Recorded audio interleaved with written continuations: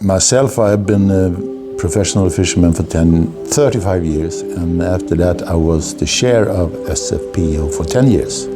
Now I retired from SFPO, but I still work on this project and some other things. We were actually looking quite a lot of years before Seaglow for a project like this, because we are where we are. We need to do a change. And where can we change?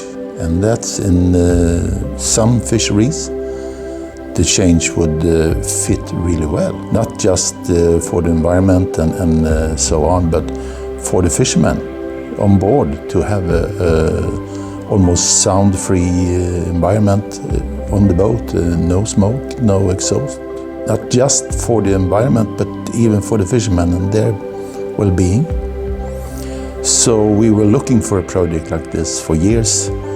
We tried to find money. We had this idea that the organization owned the boat and lend it out to fishermen, so they hands-on could test it before they make a big investment. So that was the idea, and we were very happy when Seaglow came along. Valentina was let's say, an average potter for nephrops. That's where the idea began. We have 100 boats fishing for nephrops with pots in Sweden on the west coast. 100 boats. So it were with them in our mind when we constructed this idea to take an average boat, not the finest, not the biggest, but an average boat, and rebuild that boat on a shipyard where fishermen frequently goes, see, and so they can follow the process. We are where we are. And to be competitive with your fish products, and you can sell it with a very small footprint, that's a benefit, and I think that's the way the small-scale fishing must go. Better product, smaller footprint, and so on.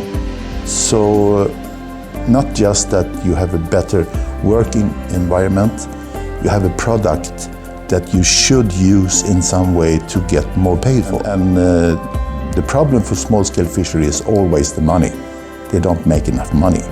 And if they can't fish more, hopefully they can be more paid for what they are fishing to have more money.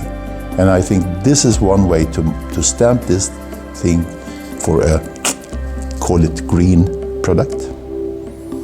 If you asked Matt this before the process, I would say it's not needed, it doesn't matter, we will do it. In the process, I would say I'm happy it is like it is, because we have support, we have people we can ask, we can compare experience. To be in content like this, it's so much easier than it should be if we were on alone. We are breaking the ice here. We find no electrical system really for this type of boat, this scale of boat. There is some leisure, smaller things. There is professional, almost a little bit bigger. This is a sector haven't been developed yet. So we are breaking the ice, absolutely. So we need all the support we can get. I think when fishermen test this, try it, I think they want to have this solution, to have a nice working place that's quiet, no exhaust, so on, maybe get more paid for the product. I think that's the future. But here, EU and governments around Europe must be willing to pay a bit of it. So it must be possible for fishermen to do it, because this is still way too expensive. But with support from EU, and I know EU are looking at it at the moment, this is doable, and we must do. We are changing because of the situation we are in. So either we mean it or we're not meaning it. But I mean it, and I think it's absolutely the right thing to do, and the right thing to do for fishermen to look around and see what can we do to make this world a little bit better.